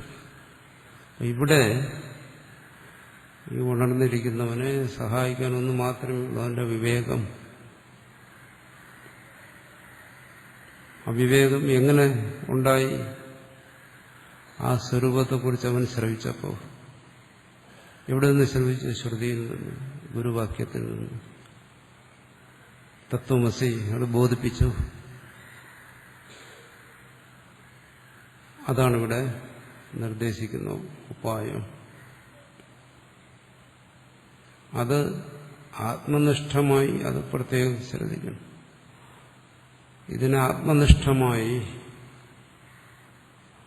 ഇത് ഗ്രഹിച്ചില്ല എന്നുണ്ടെങ്കിൽ ലോകത്തിലെ നാനാ കാര്യങ്ങളെപ്പോലെ ഇതൊരു പഠന വിഷയമാണ്. ഇത് നമുക്ക് പഠിക്കാം, ജീവിതാന്ത്യം വരെ ഇത് പഠിക്കാം, 100 പുസ്തകങ്ങളിൽ പഠിക്കാം. പക്ഷെ അത് ദുഃഖനിവൃത്തിക്ക് ഉതകത്തില്ല. ബുദ്ധിയുടെ ഭാരം കൂടും. അതൊരു വിവരശേഖരം പോലെയാകും. ഒരുപാട് തത്വങ്ങൾ, ഒരുപാട് വിവരങ്ങൾ ഇതൊക്കെ ശേഖരിച്ചു വയ്ക്കും. ഇവിടെ അതല്ല സംഭവിക്കുന്നു. തത്വശ്രവണം അത് സ്വരൂപശ്രവണമാണ്. ആ സ്വരൂപശ്രവണം ഒരുവനെ ആത്മനിഷ്ഠമാക്കുന്നു. പിന്നീട് അവന് പഠിക്കാനൊന്നും ഇവിടെ ശേഷിക്കുന്നില്ല. പിന്നെ ഒരു പുസ്തകം തുറന്നു നോക്കി മനസ്സിലാക്കേണ്ട കാര്യങ്ങൾ ഇവിടെയില്ല. അവന് വേണ്ടതെന്താണ്? ഇവിടെ ഈ പറയുന്നതായ ചിത്തവിശ്രാന്തി, സ്വരൂപസ്ഥിതി. അത് ആ ശ്രവണത്തിലുള്ള വിവേകം അവന് കൊടുക്കും. അതുകൊണ്ട് ജാഗ്രത കൂടിയേ തീരൂ. സുഷുപ്തിയല്ല ഇവിടെ നിർദ്ദേശിക്കുന്നത്. അതിനൊരു ദൃഷ്ടാന്തമായി എടുത്താൽ മതി. എന്തിന്? നിർവികാരമായ സ്ഥിതിക്ക്. അതാണ് ഇവിടെ പറയുന്നത്, വിക്രിയാണാം ഹിതേഷാം ദുഃഖം ന സ്വഭാവതഃ. സ്വഭാവത്തിൽ, സ്വസ്വരൂപത്തിൽ അവിടെ ദുഃഖമില്ല, സുഖവുമില്ല. ദുഃഖം എന്ന് പറയുന്നിടത്ത് തന്നെ സുഖത്തിൽ കൂടെ എടുത്തു. അനുഭവവേദ്യമായിരിക്കുന്ന ദുഃഖത്തിന് സമമാണ് അനുഭവവേദ്യമായിരിക്കുന്ന സുഖവും.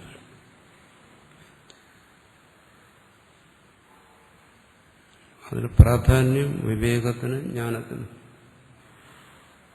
തേന സ്വഭാവത്തേന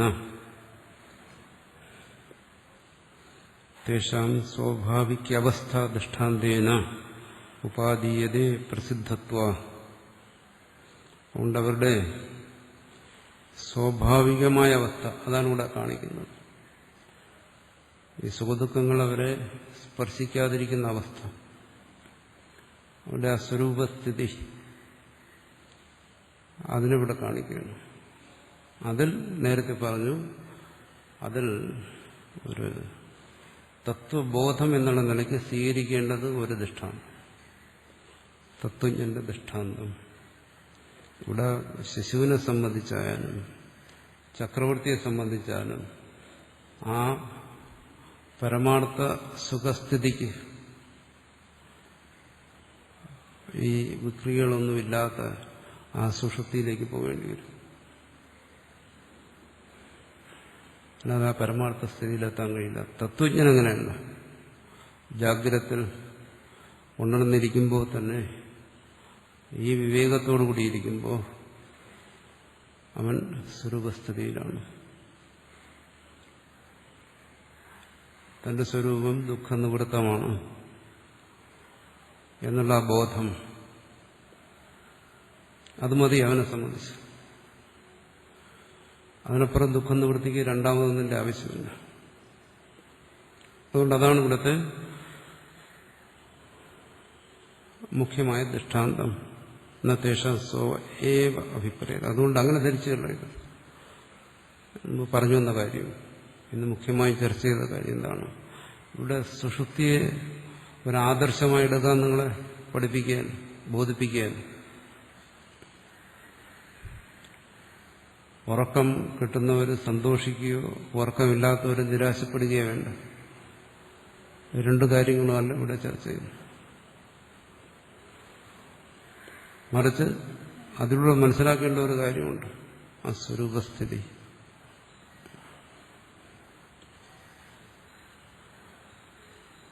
ഏതു തരത്തിലെങ്കിലും നിർവികാരമായ ഒരവസ്ഥയിൽ തനിക്ക് പ്രാപിക്കാൻ കഴിഞ്ഞാൽ,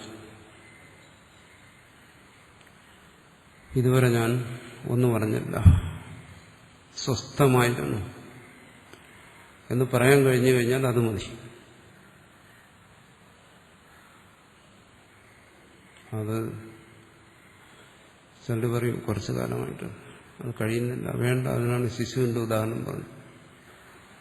അവിടെ എത്രയോ കാലം ദീർഘസുഷുപ്തിയിലായിരുന്നു, ക്ലേശങ്ങളൊന്നും അനുഭവിക്കാതെ ഇവിടെ ഇരുന്നു. ഇനി ഇത് മാത്രമല്ല, ഗർഭത്തിൽ ശിശുവായിരിക്കുമ്പോൾ അവിടെ ദീർഘനിദ്രയിലായിരുന്നു.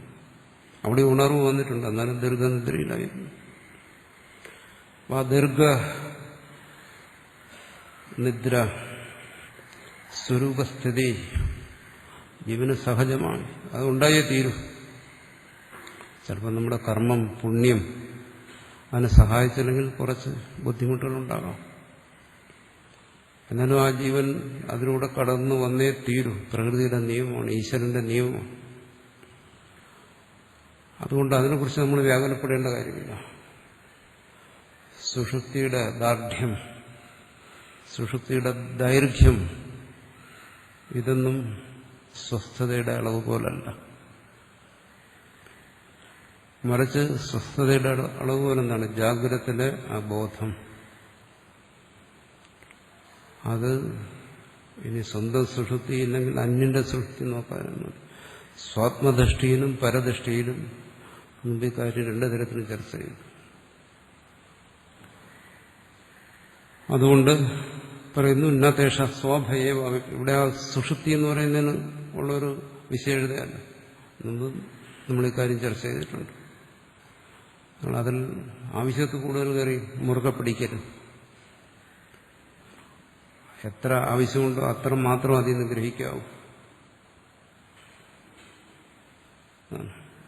തത്വചിന്തയിൽ ഒരിക്കലും ബുദ്ധിയുടെ സമനില കൈവിടാൻ പാടില്ല. എന്നുവെച്ചാൽ പക്ഷപാതത്തെ സ്വീകരിക്കാൻ പാടില്ല എന്നാണ്. എവിടെ എത്ര ആവശ്യമുണ്ടോ അതാണ് പറയുന്നത്. അതിനപ്പുറം പോകരുത്. പോയി കഴിഞ്ഞാൽ അവിടെ ആശയ വ്യക്തതയ്ക്ക് വരും, പകരം ആശയക്കുഴപ്പം വരും, ബുദ്ധി കുഴഞ്ഞു പോകും. ഈ ചർച്ചകളെല്ലാം സ്വന്തം ബുദ്ധിയുടെ തെളിച്ചത്തിന് വേണ്ടിയിട്ടാണ്. അതിന്റെ വൈശദ്യം അതിനു വേണ്ടിയിട്ടാണ്. ബുദ്ധിയുടെ ആശയക്കുഴപ്പമാണെങ്കിൽ അതിനുവേണ്ടി ഇതിന്റെ കാര്യമില്ല. അത് സ്വയം തന്നെ കുഴഞ്ഞു മറിഞ്ഞിരിക്കുക. ഒരു ഗുരുവിന്റെയും ശാസ്ത്രമില്ല സഹായമില്ലാതെ, ഒരു ശാസ്ത്രത്തിന്റെയും സഹായമില്ലാതെ ബുദ്ധി കലങ്ങിയിരിക്കുക. ഇതിനെല്ലാം സമീപിച്ചിട്ട് വീണ്ടും ഇത് കലങ്ങിയാൽ ആവശ്യമുള്ള സ്വീകരിക്കുക. അതുകൊണ്ട് സ്വാപം സൃഷ്ടിയെക്കുറിച്ച് ഇത്രമാത്രം വിശദീകരിക്കും. എത്ര ദിവസത്തെ ചർച്ചയായി.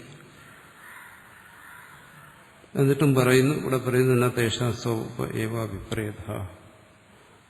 അത് മാത്രമല്ല ഇവിടുത്തെ താല്പര്യം.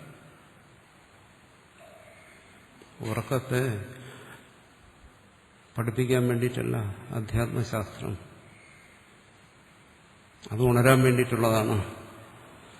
സ്വപസ്യ ദഷ്ടാന്തികത്വേന വിവക്ഷിതത്വ വിശേഷ അഭാവാച്ച്.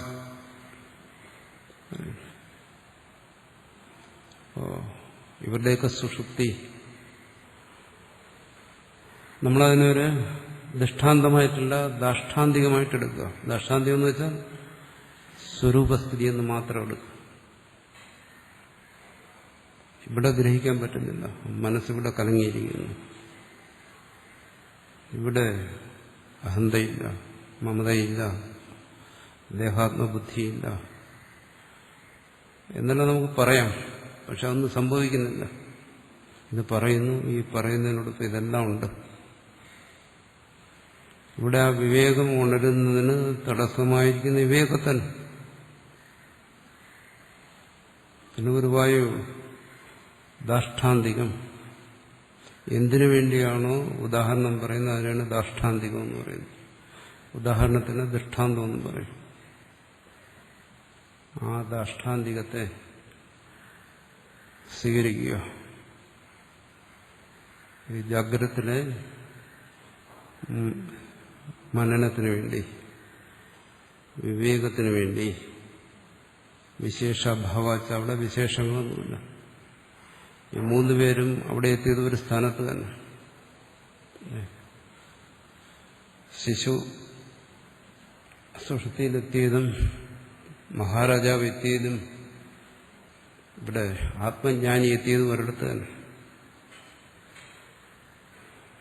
മൂന്നുപേരും മൂന്ന് സ്ഥലത്തല്ല എത്തിയത്.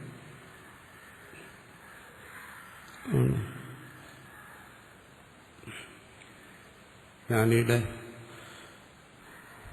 ഉറക്കവും ശിശുവിന്റെ ഉറക്കവുമായിട്ടൊന്നും വ്യത്യാസമൊന്നുമില്ല. ജ്ഞാനിയുടെ ഉറക്കത്തിൽ പോയി പാത്തു നോക്കേണ്ട കാര്യമില്ല. ഉറക്കമാണോ അതോ ഉണർവാണോ നോക്കിയാൽ അറിയാൻ പറ്റും? അറിയാൻ പറ്റത്തില്ലല്ലോ. ഏവമേവ യഥായം ദൃഷ്ടാന്ത യേശ വിജ്ഞാനമായ ഏതസ്സയനം ശേതേ ഇത്യേതശബ്ദ ക്രിയവിഷയന പറയുന്നു. ഇതുപോലെ പറയുന്നു. വിശേഷ ഹി സതി ദൃഷ്ടാന്ത ദാഷ്ടാന്തിക ഭേദസ്യ പറയുന്നു. ഇവിടെ ഈ മൂന്ന് ദൃഷ്ടാന്തങ്ങൾ പറഞ്ഞു. ഇത് മൂന്നിനും എന്താണ്? ആ സ്വരൂപസ്ഥിതിക്കുള്ള ദൃഷ്ടാന്തങ്ങളാണ്. ആ സ്വരൂപസ്ഥിതി വ്യക്തമാകുന്നതാണ് സുഷുപ്തി. ആ സ്വരൂപസ്ഥിതി തന്നെയാണ് ഇവിടെ ജാഗ്രതത്തിലേക്കും വരുന്നത്. അതാണ് സ്വരൂപസ്ഥിതി അന്വേഷിച്ച് നമ്മൾ വേറെടുത്ത് പോകേണ്ട കാര്യമില്ല, സുഷുപ്തി പോകേണ്ട കാര്യമില്ല. അതിവിടെ ഉണ്ടല്ലോ, പിന്നെ എന്തിനാ അവിടെ പോകുന്നു? പക്ഷെ അതിനെ നമുക്ക് നമ്മുടെ ബോധത്തിന് അതിനെ ആശ്രയിക്കാം. ഇതെല്ലാം ജാഗ്രതയിലിരുന്നുകൊണ്ടുള്ള കസരത്താണ്. അവിടെ പോയി ആശ്രയിക്കാൻ കഴിയത്തില്ല.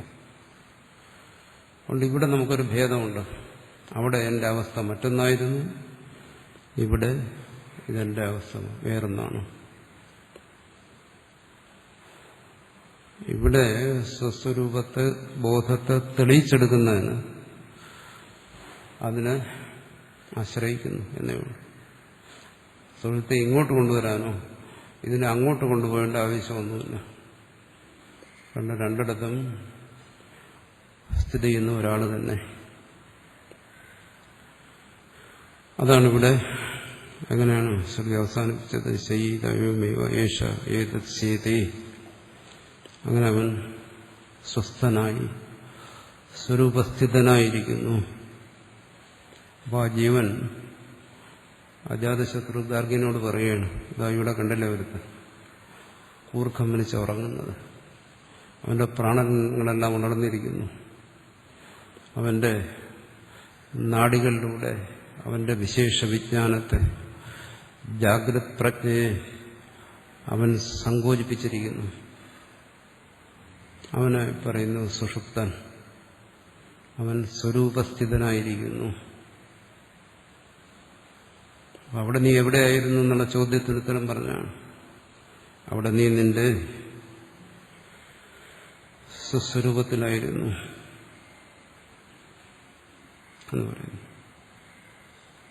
സീതേ ക്രിയാവിശേഷണ ഏവമയം സ്വാഭാവികേ സ്വേ ആത്മനി സർവസംസാരധർമാതീതോ വർത്തതേ സ്വാപകാലേ.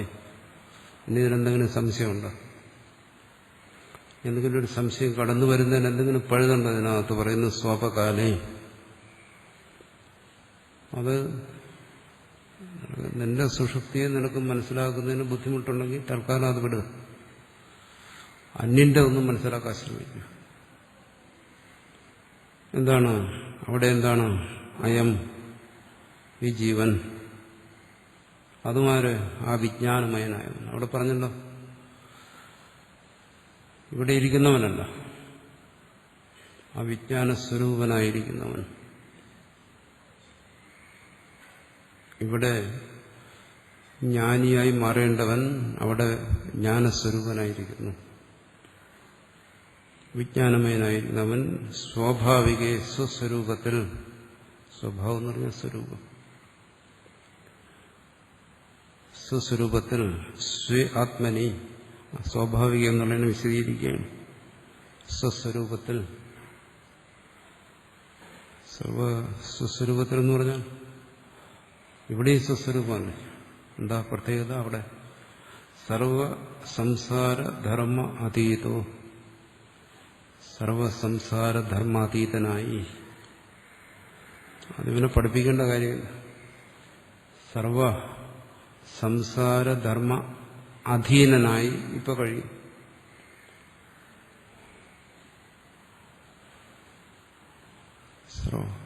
സംസാരധർമ്മങ്ങൾ, സുഖദുഃഖങ്ങൾ, കാമക്രോധങ്ങൾ, അഹന്ത മമത, ഇതൊക്കെയാണ് സർവ സംസാരധർമ്മങ്ങൾ.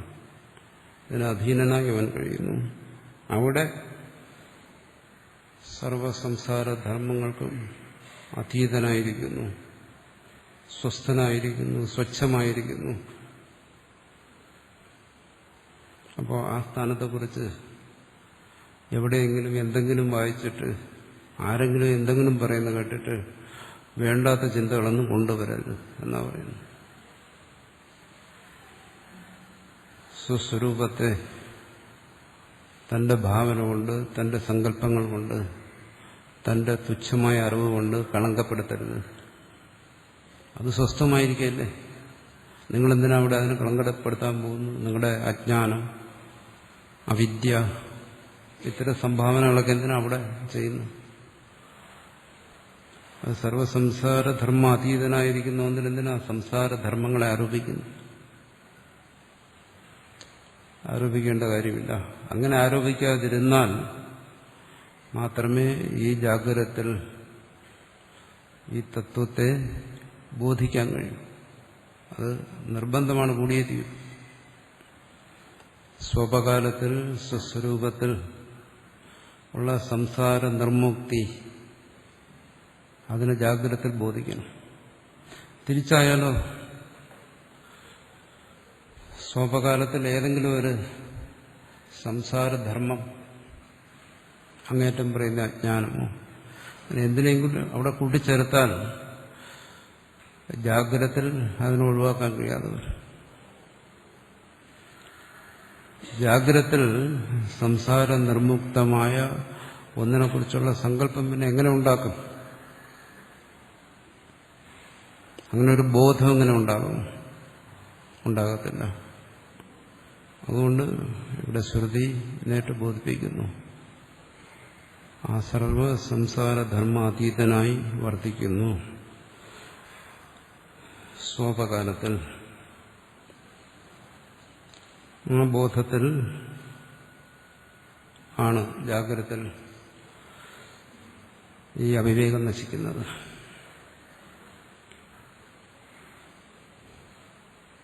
ക്വേഷത്തദാഭൂത് ഇത്യസ്യ പ്രശ്നസ്യ പ്രതിവചനമുക്തം. ഇത്രയും ദീർഘമായ ചർച്ച. ഇത് സ്വസ്വരൂപത്തെക്കുറിച്ച് പൂർണ്ണമായ വെളിച്ചം നൽകുന്ന ഒരു ചർച്ചയാണ്. ആത്മബോധം എന്ന് പറയുന്നതിന് നേരിട്ട് ഉണ്ടാക്കുന്നൊരു ചർച്ചയാണ്. സ്വസ്വരൂപം എന്താണ് എന്നുള്ളത് സംശയരഹിതമായി ബോധിപ്പിക്കുന്ന ഒരു ചർച്ചയാണ്. ഇവിടുന്ന് തുടങ്ങിയ കോ ഏഷത്തദാഭൂ, അവനപ്പോൾ എവിടെയായിരുന്നു? ഈ ഒരു ചോദ്യം നിനക്കറിയാമോ? അജാതശത്രു ചോദിച്ചു ഗാർഗ്യനോട്, നിനക്ക് വല്ല വിവരമുണ്ടോ അവനെവിടെയായിരുന്നു? ഇത് പ്രശസ്യ പ്രതിവേദനം. ശരി, അതിന് സമാധാനം എങ്ങനെ പറഞ്ഞു? രാജാവ് അനേനച്ച പ്രശ്ന നിർണയേന. ശരി, ചോദ്യം കേട്ട്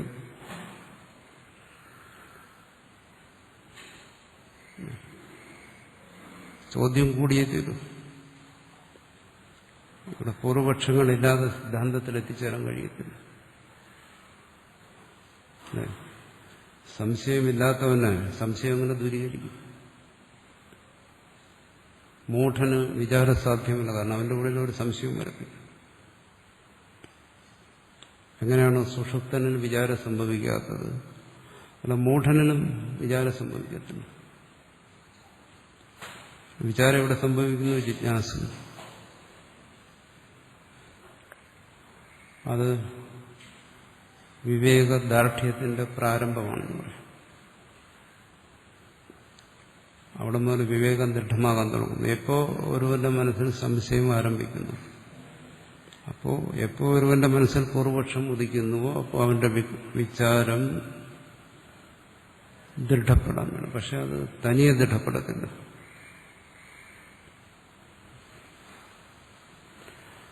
അതിന് ഗുരുവിന്റെ സഹായം വേണം, ശ്രുതിയുടെ സഹായം വേണം, അല്ലെങ്കിൽ ശാസ്ത്രത്തിന്റെ സഹായം വേണം, അല്ലെങ്കിൽ ഗുരുവാക്യത്തിന്റെ സഹായം വേണം.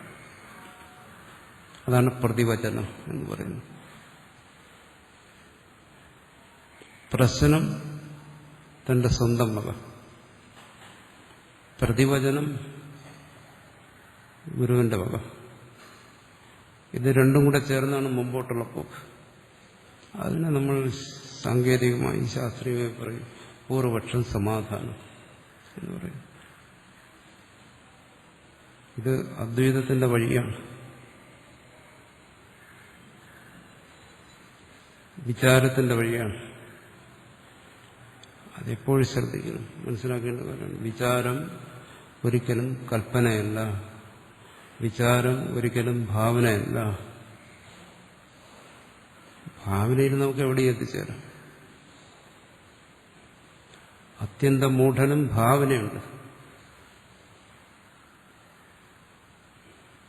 ഭാവനയിലൂടെ അവൻ സ്വർഗത്തിലും നരകത്തിലും വേണ്ടി വന്ന മോക്ഷത്തിലും എത്തും.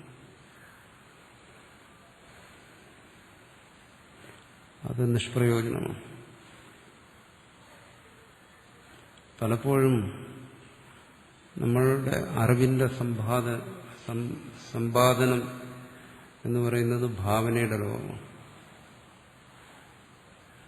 അത് വിവേകത്തിന്റെ വഴിയല്ല. ഇവിടെ അങ്ങനെയല്ല. ജിജ്ഞാസുവിന്റെ മനസ്സിൽ ഉണരുന്നത് തത്വത്തെ വെളിപ്പെടുത്താൻ സഹായിക്കുന്ന ചോദ്യചിഹ്നങ്ങളാണ്.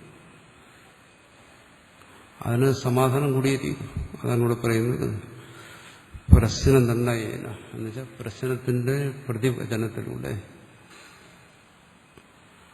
അല്ലെങ്കിൽ എന്താ ഇത്രയും ദീർഘമായൊരു ചർച്ച? എന്തിന് അജാതശത്രു ഗാർഗ്യനെ ഈ വഴിയിലൂടെയൊക്കെ നടത്തിച്ചു? ആ പ്രതിവചനമാണ് ഇവിടുത്തെ നിർണയം, അതിലെത്തിക്കാൻ വേണ്ടി. പക്ഷേ അദ്വൈത വിചാരത്തിൽ പെടുന്നവർക്ക് തന്നെ പലപ്പോഴും ഈ ഭാവനയും വിചാരവും തമ്മിലുള്ള ഭേദം തിരിച്ചറിയാൻ കഴിയാതെ വിജ്ഞാനമയസ്യ ആ വിചാരത്തിലൂടെ അതും നിർണയം എന്ന് പറയുന്നത് എന്താണ് എന്ന് പറഞ്ഞു. അപരായത്ത ബോധോഹി നിധിധ്യാസനം വെച്ചത്. അപരായത്ത ബോധരൂപത്തിലുള്ള നിധ്യാസനം, ആ നിശ്ചയം വിജ്ഞാനമയസ്യ. ഈ വിജ്ഞാനമയനെ ഇവിടെ പരിചയപ്പെടാൻ കഴിഞ്ഞില്ല. ഇവിടെ സുഖിയും ദുഃഖിയുമായിരിക്കുന്നവനങ്ങനെ വിജ്ഞാനമയനാകും. അതുകൊണ്ട് അവിടേക്ക് പോയി. കോ ഏഷ തഥാ അഭൂത്, താൻ എവിടെയായിരുന്നു അവിടേക്ക് പോയി. എന്നിട്ട് അവിടെ നിന്നത് മനസ്സിലാക്കി. സ്വഭാവതോ വിശുദ്ധി, അതിന്റെ പരമമായ വിശുദ്ധി, അതവിടെയാണ് മനസ്സിലാക്കിയത്. എത്ര കൃത്യമായിട്ടാണ് ആ പദം ഉപയോഗിച്ചിരിക്കുന്നത്. ഇപ്പൊ വിശുദ്ധി, എന്തെങ്കിലും ഒരു അശുദ്ധി ഉള്ളിടത്ത് വിശുദ്ധി എന്ന് പറയാൻ പറ്റും. ശുദ്ധിയെ ഒന്നുകൂടി ഉറപ്പിക്കുന്നതാണ് വിശുദ്ധി എന്ന് പറയുന്നത്. ഞാൻ പറയുന്ന മേശ ഇപ്പൊ ശുദ്ധമാണ്, പറയുന്ന അല്ല, അവിടെ കുറച്ച് പൊടിയുണ്ട്, കുറച്ചുകൂടി തുടച്ചു കളാം. അപ്പോ ശുദ്ധി തുടച്ചപ്പോൾ ഒന്നുകൂടെ ശുദ്ധമായി. വേറെ ആളെന്ന് പറയുന്നത് തുടച്ച് ശരിയായി, ഇനി ഒന്നുകൂടി തുടയ്ക്കണം, വീണ്ടും ശുദ്ധമായി. അപ്പൊ ശുദ്ധിയിൽ കുറച്ച് അശുദ്ധിയൊക്കെ എപ്പോഴും വരാം. അപ്പോൾ ഒരു തരത്തിലുള്ള അശുദ്ധിയുമില്ലാതെ സർവ അശുദ്ധികളെയും നിരാകരിക്കുന്നതാണ് ആ വിശുദ്ധി, പൂർണ്ണമായ ശുദ്ധി. അതാണ് അവിജ്ഞാനമയന്റെ സ്വഭാവം എന്നാ പറയുന്നത്. ഇനി ആർക്കെങ്കിലും പറയാൻ കഴിയുമോ അവിടെ അവിജ്ഞാനമയനല്ലാതെ ഇനി മറ്റെന്തോ കൂടി ഉണ്ടായിരുന്നു? അറിവില്ലായ്മ ഉണ്ടായിരുന്നു, അജ്ഞാനമുണ്ടായിരുന്നു, അവിദ്യ ഉണ്ടായിരുന്നു, മായ ഉണ്ടായിരുന്നു, സംസ്കാരം ഉണ്ടായിരുന്നു. പറയാൻ കഴിയുമോ? ഭാഷ്യകാരൻ ഇങ്ങനെ ഒരു പദം ഉപയോഗിക്കാതിരുന്നെങ്കിൽ നമുക്കൊരു പഴുത് കടന്ന്. വിശുദ്ധി, അവനവിടെ വിശുദ്ധനായിരുന്നു. അവിടെ നിന്നാണ് ഇങ്ങോട്ട് വന്നത്. എന്താ അതുകൊണ്ടുള്ള പ്രയോജനം?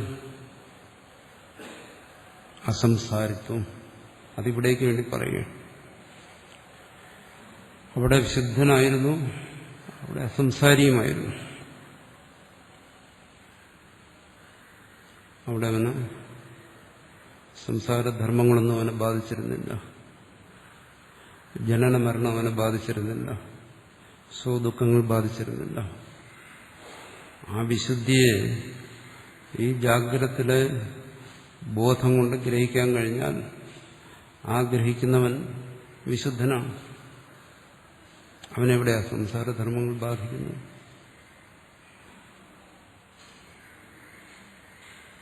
അതാണ് അസംസാരിത്വം ച ഉക്തം.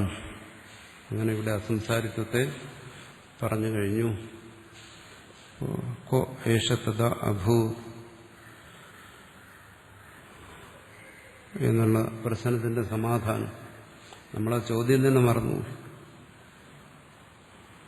സമാധാനത്തെക്കുറിച്ചുള്ള ചർച്ചയിൽ ഭാഷ്യകാരൻ മറന്നില്ല. അതുകൊണ്ട് പറയുന്നു, അവിടെ എത്തിച്ചു. ശ്രോതാവിനെ ആ പരമമായ വിശുദ്ധിയിൽ എത്തിച്ചു. അജാതശത്രു ഗാർഗ്യനെ അവിടെ എത്തിച്ചു ആ വിശുദ്ധിയെ. ഇനി അടുത്ത ചോദ്യത്തെ സംബന്ധിച്ചുള്ള ചില പൂർവപക്ഷങ്ങളും സമാധാനങ്ങളുമാണ്.